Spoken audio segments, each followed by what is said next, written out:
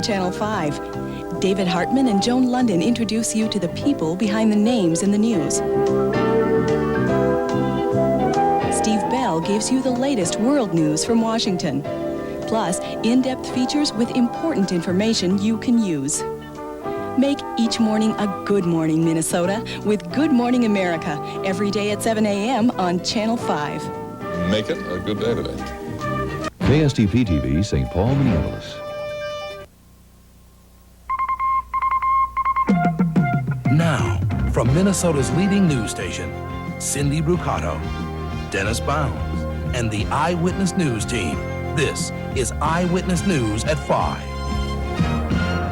And this is Cindy Brucato. In this half hour, the very latest from Reno, Nevada, where a charter plane en route to the Twin Cities crashed this morning, killing at least 70 people.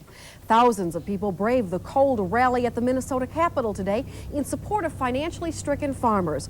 While at the nation's capital, the bitter cold forced all inaugural activities indoors for the first time in our country's history. Good afternoon, everyone. Dennis Bounds has the day off. Frank Somerville filling in for him. Frank? And leading this edition of Eyewitness News, an air disaster in Reno that has killed at least 71 people. This morning, the Galaxy charter flight had just taken off and was returning to the Twin Cities. The people aboard were coming back from a gambling vacation. Correspondent Judd Rose has the details. Dawn came to Reno, revealing what was left of Flight 203, a mass of scorched and smoldering wreckage, ringed by tarpaulins, the plastic sheets covering the bodies of the passengers and crew of the Galaxy charter, which had crashed just after taking off for Minneapolis. The pilot of the charter had reported serious vibrations right after taking off. He asked to return to the airport. Then came the crash. It was bad, but it could have been worse. The Lockheed Electric came down just a mile southwest of downtown Reno on US 395, a major highway, and had just missed a motel. 3 people managed to make their way out of the wreckage. Coming out of the back of the plane, there was a guy on fire, and he was screaming for us to get him out of the plane. And another guy and I told him to lay down on the ground and roll, and we threw dirt on him trying to get the fire out, and we handed him to somebody else, and there was another guy screaming in the field to get him out of the plane too. Mark put all that dirt on him and stuff, and there's all his clothes were just, there's nothing left. There's parts hanging from his face and stuff, and he kept screaming, help me, help me.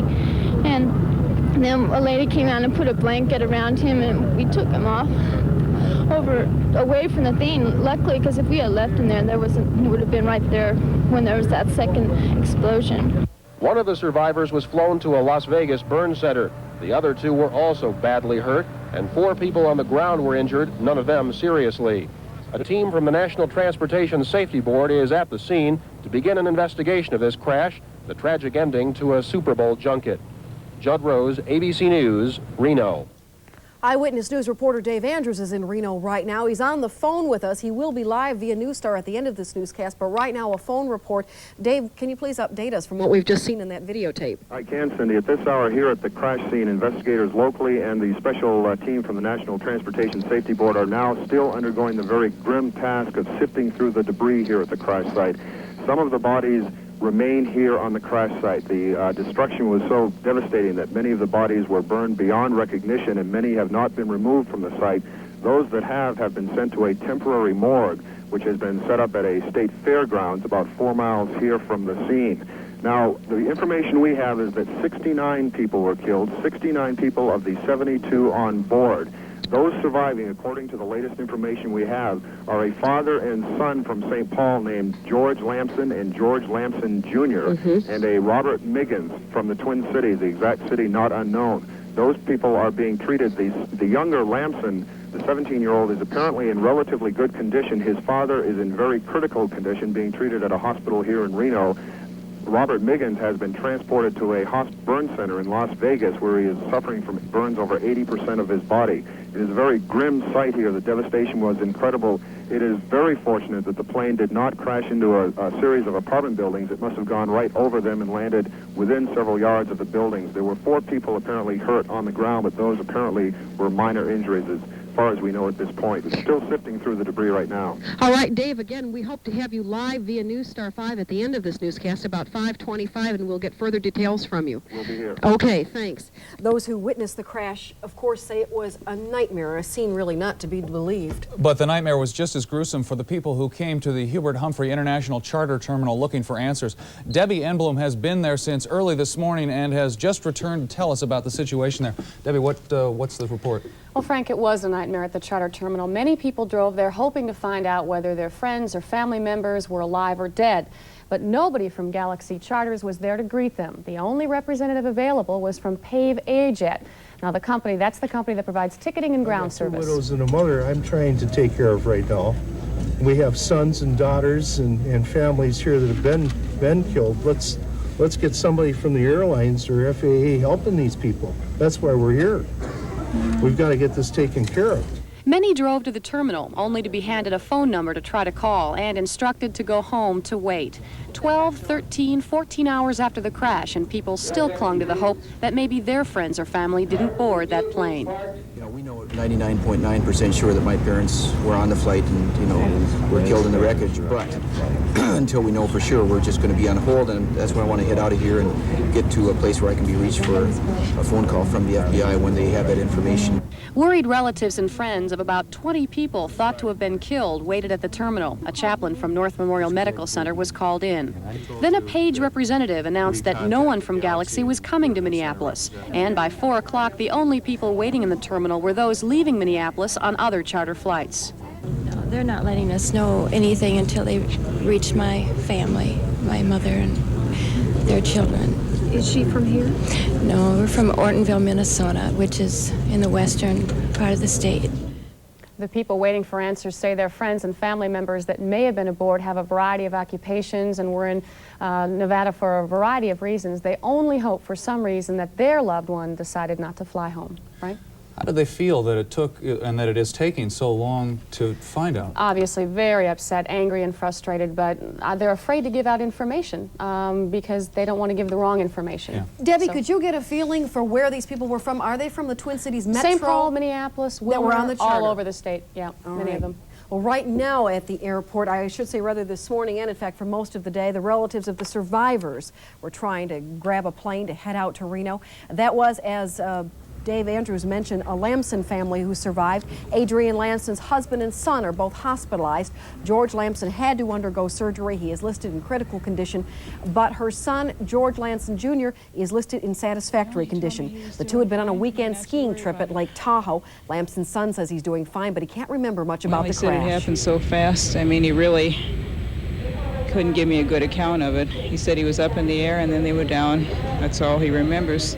Mrs. Lamson says she is still trying to put all the pieces together, but feels very fortunate that her son and her husband are still alive. As we mentioned at that point, those two are 2 of 3 survivors from that crash, at least what we have right now.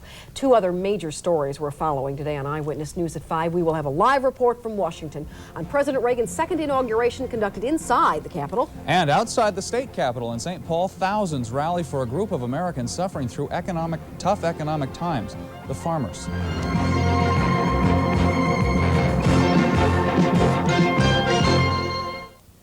It's January boat show time again at the Minneapolis Auditorium, and the place to be to preview all the new 85 boating equipment. So be the first to see the new cruisers, runabouts, pontoons, fishing boats, canoes, and sailboats of all sizes, plus motors, lifts, docks, and accessories. Remember, if it floats, it's on display at the boat show, Minneapolis Auditorium, January 23rd through the 27th. So come on down. I want it strong, but I want it good. Introducing Marigore Bold from Taster's Choice. For those who like their coffee bold. Because it's made with the larger, more flavorful coffee beans like the giant Marigore GP bean. Bold, big, bold flavor. Because it's dark roasted for a superior, stronger gourmet choice. You Marigore Bold and Bold decaffeinated. Yeah. 2 bold new reasons why the choice for taste is Taster's Choice. In the land of Dairy Queen, Come on in for our hamburger full meal deal. Only $1.69. Everything you want in a complete meal. A thick, juicy, tender home-style burger that looks, cooks, and tastes like homemade. Crisp golden fries, your favorite soft drink, and a creamy, smooth 5-ounce Dairy Queen sundae. The hamburger full meal deal. Now only $1.69 at Dairy Queen. We treat you right. We're a small town, homegrown, made the way you make your own pizza. Tombstone, we're a ladle down and loaded up with lots of mozzarella on the pizza. Tombstone, we pile on the goodness, we're loaded with real cheese. We're sure the taste of Tombstone's gonna please your families. We're a small town, homegrown, made the way you make your own pizza. Tombstone, made the way you make your very own. Tombstone.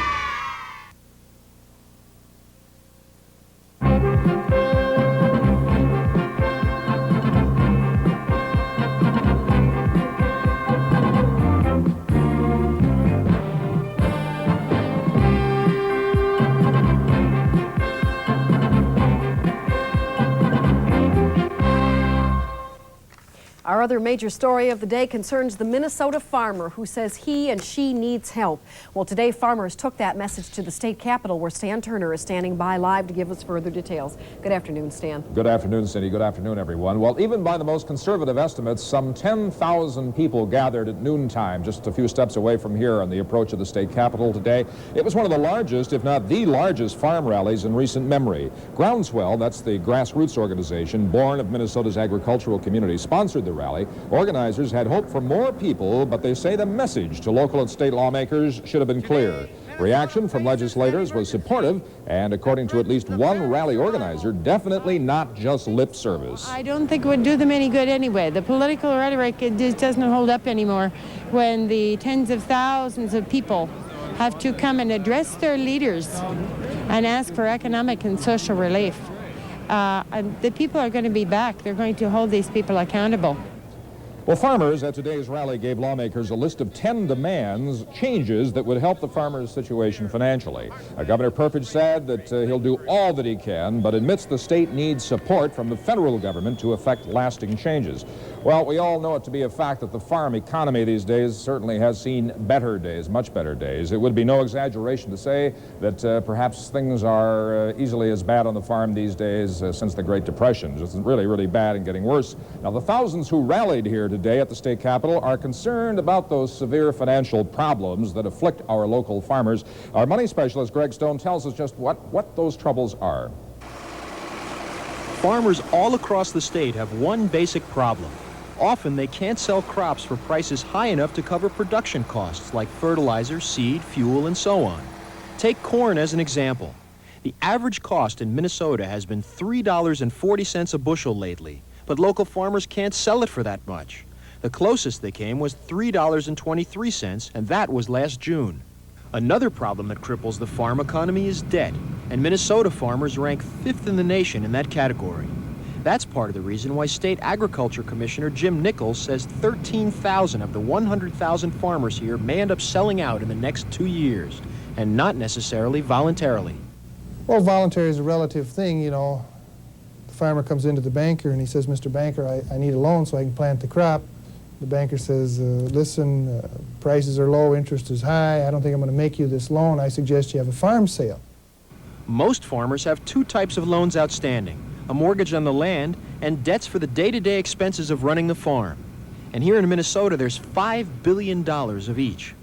Unfortunately, the typical farmer has less and less to borrow against these days. From 1981 to 1984, overall equity per farm dropped $77,000 on average, and land values alone plummeted $57,000 in the same period. Despite all these troubles, most farmers don't appear to be giving up. The thing of it is, if you were born there and raised there and your family's there, and you've done it all your life, you don't want to leave. Still, Nichols says that 60% of the farmers here have another source of income. Maybe they're just hedging their bets against the possibility of failure. Greg Stone, Channel 5, Eyewitness News.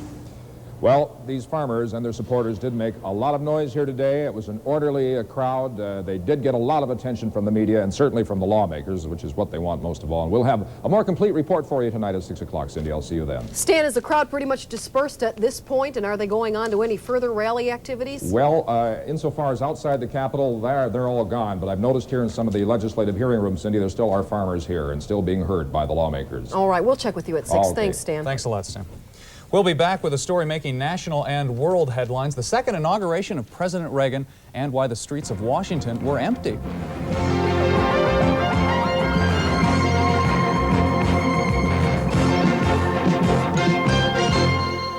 If you think this bank offers you a no-fee Visa or MasterCard with checking like First Federal does, think again. This place, they don't even offer free checks like First Federal. And at a local bank, you probably won't get all the extra checking services First Federal offers. In fact, if you think you can find a checking account that gives you more for your money than our money market checking, don't bank on it. First Federal. Check with us and get your money's worth. Here at Towsley Ford Subaru, we're off to a fast start on our 1985 goal of 10,000 sales. Now, the only way to sell this tremendous volume is with our #1 in the Northland prices that we believe no other dealers will come near on special purchases like this. Over 1,000 front and four-wheel drives, Bronco 2s, Broncos, pickups, front-wheel drive Escorts, Tempos, EXPs, Subarus, all with fast start prices clearly marked. Wherever you live in the Northland, it'll be worth your trip to Towsley Ford Subaru, White Bear Lake. Don't try to slow me down. I'm going for cattle company tonight. Well, it's a steak worth going for, tender and done just right. 'Cause when I'm going for steak and I'm going for fun, oh, cattle company is the one. Going for cattle company tonight. I'm Stuart Anderson. My ranching experience means we can serve a great top sirloin dinner for just $7.95. It's a steak worth going for. Go for cattle company tonight.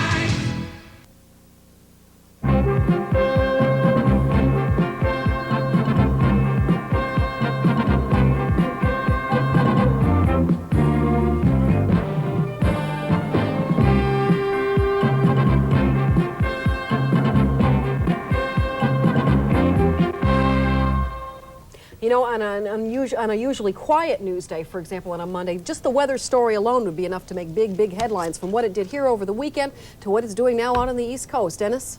Well, if you take one quick glance at the sky, it doesn't look any different from when we had a brutal cold wave that started out last Thursday and last Friday. Afternoon satellite photograph shows crystal clear skies all through Minnesota and western Wisconsin, but the big key has been the dramatic change in the temperature. Yes, sir, that is certainly more like it. Temperatures have moderated into the low 20s and even up in International Falls and up around Duluth, where they couldn't get any warmer than 26 degrees below zero on Saturday, are now well into the teens, and temperatures will continue very moderate over the next couple of days. At 5 o'clock here in the Twin Cities, the airport temperature is at 23 degrees. I never thought I'd see the day where 23 looked good. The dew point is 9 below, humidity 54%. We still have that pesky northwest wind, though, at 24, gusting to 35. The wind chill right now is still a little bit below zero.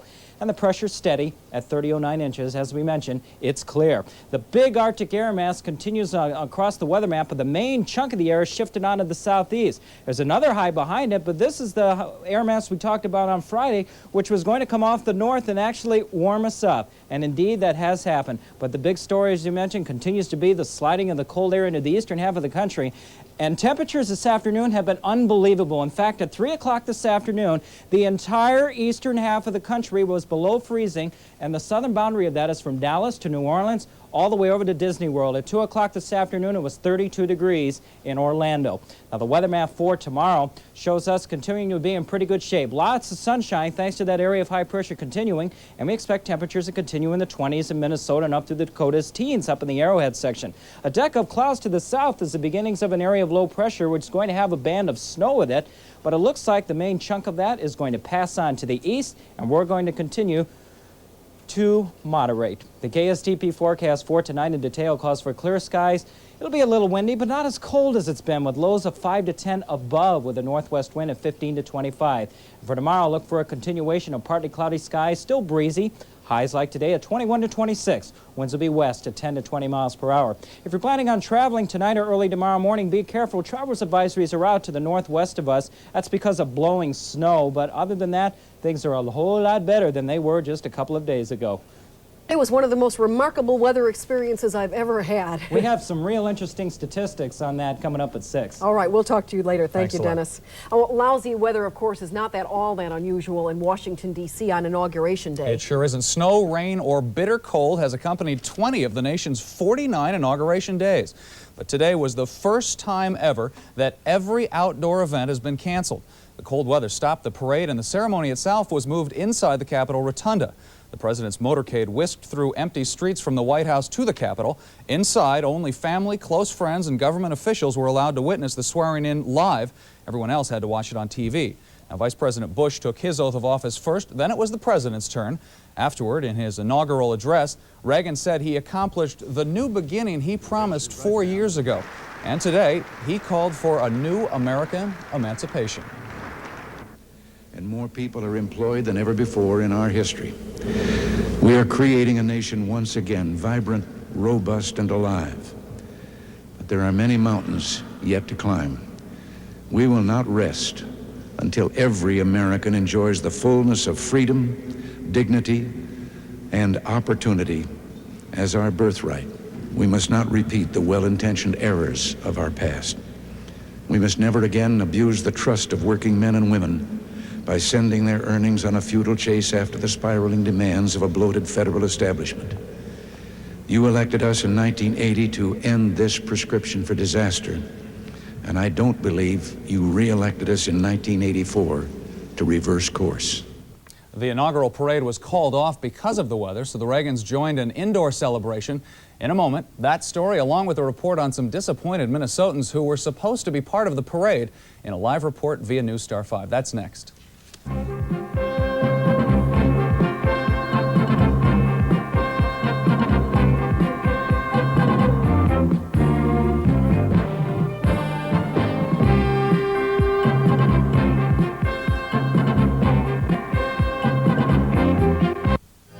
This is Michigan, where fresh, clean snow quietly blankets the memories of seasons past, where an aura of excitement drifts freely in the crisp, sparkling air, where trails twist and turn through frosted forests spirited with life, where white-carpeted hills glide forever and sunsets last a lifetime. This is Michigan in winter. Yes, Michigan. There's nothing like a warm welcome to make you feel right at home. Now Midwest Federal has a special warm welcome waiting for savers. Gifts to take the chill out of winter, to give your house a warm touch. Gifts that are practical and oh so useful on cold Minnesota days. Why not save where you get more? At Midwest Federal. Personal service and always a warm welcome. At the good tree to come to for shelter. Midwest Federal. They're still partying right now in Washington, D.C., and part of that party, members of a high school band from Princeton, which unfortunately got aced out today. Government specialist Lindsay Strand has more in this live report from Washington via News Star 5. Lindsay, those poor kids. Cindy, good evening. A very chilly good afternoon here from Washington, D.C. The temperature here in Washington at noontime, that was the time the president was scheduled to be sworn in, was 9 degrees. And the inaugural official said that was proof, in fact, that it was a good decision to cancel the outside activities here today. Today was supposed to be the big day, of course, as you know, for the Princeton, Minnesota High School Band, but the weather changed all of that. Instead of being able to perform today, band members had to settle for a different set of circumstances. Inside the 4-H Center, it looked like the 128 members of the Princeton, Minnesota High School Band were about to embark on the performance of their lives. They had all been practicing and rehearsing for months to perform in today's inaugural parade. But frigid temperatures forced the parade's cancellation, a first since the days of George Washington.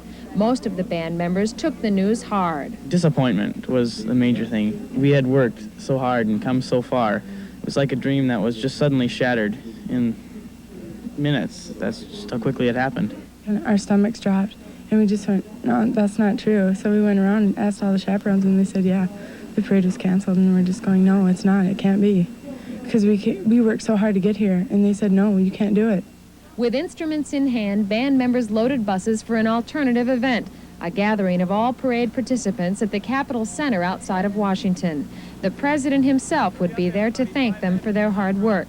As band members tried to make the best of the situation, the band director, Ron Moulton, agreed with the cancellation. I agree with their decision. We were out marching around at 5 o'clock, and even from Minnesota, used to the weather, and we were very prepared. The wind chill was unbearable. And it is not too windy here tonight, but it is still very cold. And this evening, however, the big activities will be inside, and we will be live later this evening with the big event, the ball. Back to you in the studio. Cindy? Okay, thanks, Lindsay. We'll check with you later. And we will be back with a few more items for you in just a minute. This shredding is hard work. When you finish the cheddar, shred the mozzarella, taco cheese, Colby, and Monterey Jack. At Sargento, we do the shredding, you do the cooking. We've taken blocks of our delicious natural cheese and taken the work out. For the most varieties and sizes of shredded natural cheese, look for Sargento. This work does have its rewards. I saw that. The Persnickety cheese people from Plymouth, Wisconsin. If you're interested in earning more than a paycheck, the Century 21 system announces a week of opportunity. Mark your calendar now for career sessions. Find out why we're #1, the best-known professionals in the business. Find out about our career track training, one of the most comprehensive programs in real estate. Call the Century 21 office nearest you and make a date with your future. Put #1 to work for you, Century 21. Don't miss Twin Cities and Mankato area career sessions now through January 27th. Well, it has been an absolutely amazing day in the news, and there have also been some interesting developments in sports. Certainly have, and this one, though, has been talked about for some time. Herb Brooks to the Minnesota North Stars. Well, that's a personnel move that's been rumored for a long time, and with today's announcement that the Rangers have fired Brooks as their coach and replaced him with general manager Craig Patrick, that talk is starting to heat up all over again. Brooks, that is, had served as the Rangers head coach since 1981, but in 3.5 seasons behind the Big Apple's bench, Brooks' team never lived up to the expectations of his gold medal winning ways of 1980. This year, the Rangers fell to 5th place in the Patrick division and have won only 15 times in their first 45 games. Herb's contract with the Rangers expired at the end of the season, so naturally there had been a great deal of speculation that he would not return. It's no secret that Minnesota is Herb's home. In fact, his family has continued to live here while Herb was working in New York. As for Brooks joining the North Stars, General Manager Lou Nanne told me today he would not hesitate to add Brooks to his staff. That is, if Herb is interested. Louis made it clear that Glenn Sonmore is his coach, and even though Herb's forte is coaching the North Star, that is, that his forte is coaching, the North Stars would welcome Brooks as a coordinator of scouting and development. Asked how soon that could happen, Louis said whenever Herb wants it to. Super Bowl 19 didn't turn out to be a super matchup after all, but you won't hear any complaints from the people in San Francisco. The 49ers, of course, dominated Miami yesterday to win their second world championship since 1982. This time the final was San Francisco over the Dolphins by a count of 38-16. A lot of folks were looking for a big game for Miami quarterback Dan Marino, and Marino did complete 9 of his first 10 passes, including this short touchdown pass to New Hope's native Dan Johnson. After that, however, the 49er defense kept Marino in check, and San Francisco quarterback Joe Montana took control of the football game. Montana was a dual threat yesterday. He rushed for 59 yards with 1 touchdown. A great job on the ground. That Montana also was very effective through the air. He completed 24 of 35 passes for a Super Bowl record of 331 yards and 3 scores. No wonder he was named the game's most valuable player. Montana was also the MVP when the 49ers won back in 1982. Needless to say, the celebration began in San Francisco about the time the gun went off in Palo Alto, and it is still in progress. Today, 500,000 people lined Market Street in downtown San Francisco for a parade honoring the champs. Incidentally, Montana and Marino will meet again next Sunday at the Pro Bowl. Of course, that's right here on Channel 5 next Sunday. That's it. All right. Thanks a lot, Ron. You bet. Okay, let's go live now to Reno, Nevada for the latest on that plane crash that killed approximately 70 people. Dave Andrews standing by live via News Star 5. Dave? Cindy, here at the crash scene about 2 miles south of the Reno International Airport, Nevada officials have been joined today by investigators from the National Transportation Safety Board. They right now about 200 yards behind me, as you can see some of the debris possibly on the street. They're going through the grim task of removing many of the bodies which still remain here. The crash was so devastating that many of the bodies were burned beyond recognition. Those that have been removed have been taken to a temporary mortuary about 4 miles here from the scene. Now, the latest information we have is that 69 of the 72 people aboard were killed.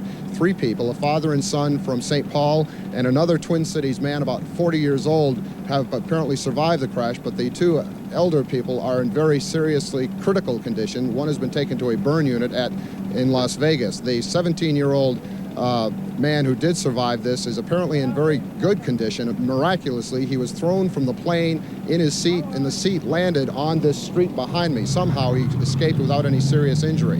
His relatives are now en route to Reno, where they will be meeting with him at the local hospital. In about 20 minutes, officials here say they will update the media as to the latest information they have about the cause of this accident. It may be some time, however, before that is known. Back to you. David, the crash has now occurred about approximately 14 hours ago, and at this point, because of no passengers' names being released, there's still so many people here in the Twin Cities who are so concerned about everything. Doesn't this seem to be an unusually long delay for the release of passenger names, the recent release of information? It is somewhat of a chaotic situation here. We're going to have to wait for the officials to give us the official word on who the victims are. Without that, we do not want to give out any names, of course. Okay, we will see you live again at 6 o'clock. Right now, more on this event out in Reno and other news events of the world going on to ABC. Good afternoon. We'll see you. I, Ronald Reagan, do solemnly swear. Jennings.